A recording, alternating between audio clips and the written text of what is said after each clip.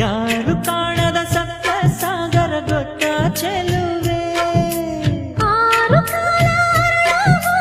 ಗೊತ್ತ ಚೆಲುವ ಹೇಳಿಬಿಟ್ಟರೆ ಕೇಳಬಲ್ಲೆ ಮನಸ್ಸು ಕೊಟ್ಟರೆ ಹೇಳಬಲ್ಲೆ ರತ್ತು ರತ್ತು ಬಿತ್ತು ಬಿತ್ತು ರತ್ತು ರತ್ತು ಬಿತ್ತು ಬಿತ್ತು ರತ್ತು ಬಿತ್ತು ರತ್ತು ಯಾರು ಕಾಣದ ಸಪ್ತ ಸಾಗರ ಗೊತ್ತ ಚೆಲುವೆ